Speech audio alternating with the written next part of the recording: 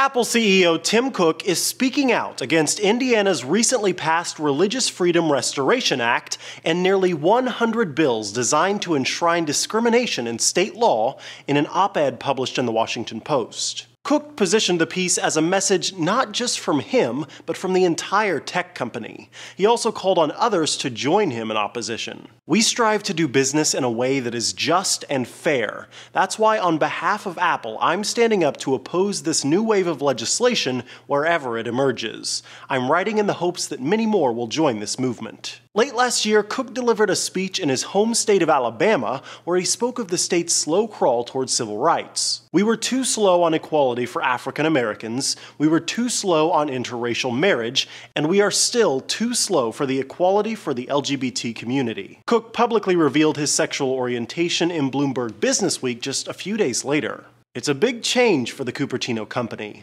Outside of product announcements, Steve Jobs and Apple itself were notorious for being both quiet and clandestine during the late CEO's reign. So much so that Jobs' philanthropy, or alleged lack thereof, became an area of intense interest for the media. Apple under Cook, on the other hand, has an entire area of its site devoted to diversity, with a letter from Tim Cook himself. He writes, "Inclusion and diversity have been a focus for me throughout my time at Apple, and they're among my top priorities as CEO." And the CEO made headlines recently when an interview in Fortune revealed Cook plans to, quote, "give away all his wealth." In other words, with Tim Cook at the helm, it's clear Apple will no longer remain silent on social issues, but instead an outspoken advocate for inclusion and diversity.